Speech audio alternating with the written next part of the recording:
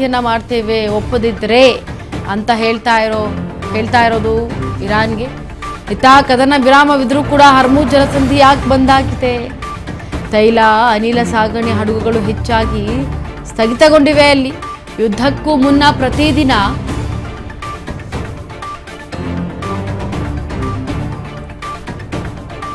100 ಹಡಗುಗಳು ಸಂಚಾರ ಮಾಡ್ತಾ ಇದ್ವು. ಆದರೆ ಈಗ ಒಂದು ಹಡಗು ಬರೋದಕ್ಕೂ ಕೂಡ ಪರ್ಮಿಷನ್ ತಗೊಂಡು ಅದರಲ್ಲೂ ಶುಲ್ಕವನ್ನು ಪಾವತಿ ಮಾಡಿ ಬರಬೇಕು ಅಂತ ಹೇಗೆ ಅಂತೇಳಿ ಅಮೆರಿಕ ಈಗ ಕಿಡಿಕಾರ್ತಾ ಇದೆ. ಕದನ ವಿರಾಮವಿದ್ರೂ ಕೂಡ ಹರ್ಮುಜ್ ಜಲಸಂಧಿ ಬಂದ್ ಮಾಡಿದ್ದಾರೆ. ಎಲ್ಲ ಹಡಗುಗಳು ಹರ್ಮುಜ್ ಜಲಸಂಧಿಯಲ್ಲಿ ಸ್ಥಗಿತಗೊಂಡುಬಿಟ್ಟಿದ್ದಾವೆ.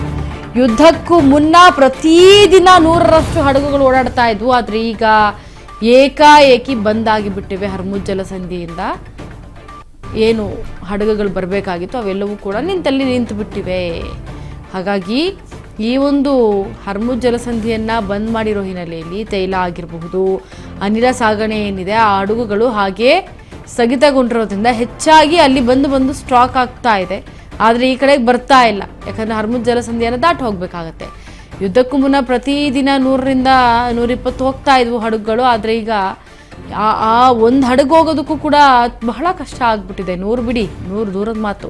ಇನ್ನು ವಿಶ್ವದ ತೈಲದ 20% ಇಲ್ಲಿಂದಲೇ ಸಾಗಾಟ ಆಗೋದು ಹರ್ಮುಜ್ ಜಲಸಂಧಿಯಿಂದ 20%ನಷ್ಟು. ಸೊ ಹಾಗಾಗಿ ಎಲ್ಲವೂ ಕೂಡ ಹಡಗುಗಳು ನಿಂತು ಬಿಟ್ಟಿವೆ. ಹರ್ಮುಜ್ ಜಲಸಂಧಿ ಹತ್ತ ಈ ಕಡೆಯಿಂದ ಹೋಗೋದು, ಆ ಕಡೆಯಿಂದ ಬರೋದು, ಎರಡೂ ಹಡಗುಗಳು ಕೂಡ ನಿಂತು ಬಿಟ್ಟಿವೆ. ಸಮುದ್ರದಲ್ಲೇ ನಿಂತಿರುವಂತಹ ತೈಲ ಹಡಗುಗಳನ್ನು ಈಗ ನೀವು ಗಮನಿಸ್ತಾ ಇದ್ದೀರಿ.